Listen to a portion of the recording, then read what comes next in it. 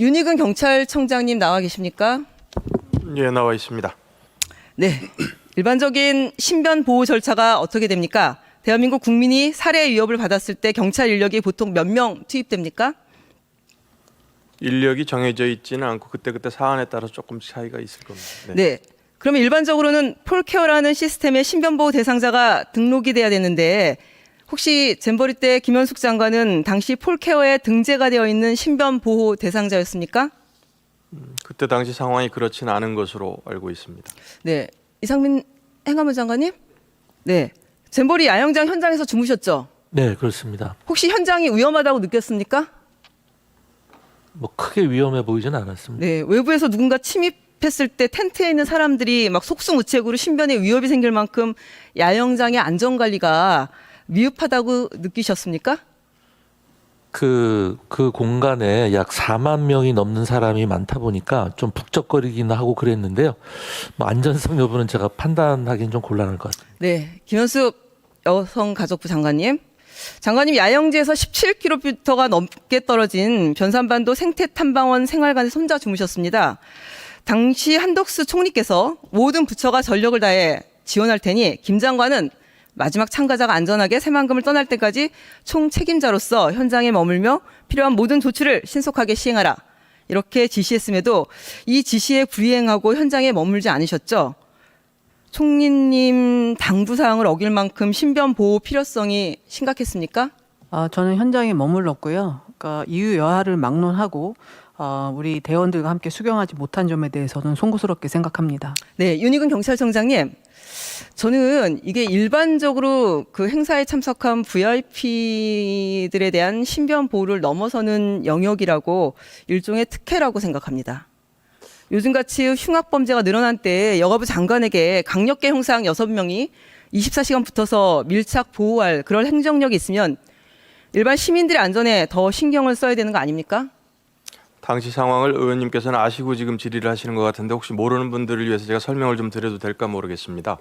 당시 8월 4일 날은 서현역 사건이 있었던 다금 2길 일이었고요.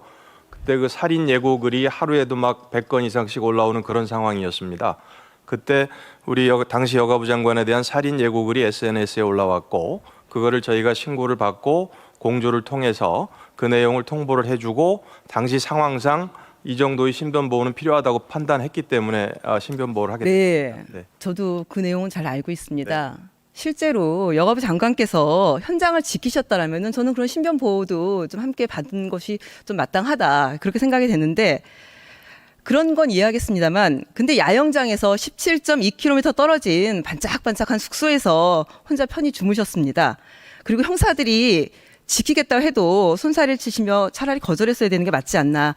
저는 이게 특혜를 누렸다 이렇게 보여지고요. 이 부분이 김현숙 장관께서는 당연한 조치다 이렇게 생각하십니까? 좀 전에 말씀드렸다시피 이유 여하를 막론하고 대원들과 함께 수경하지 못한 점에 대해서 송구스럽게 생각합니다.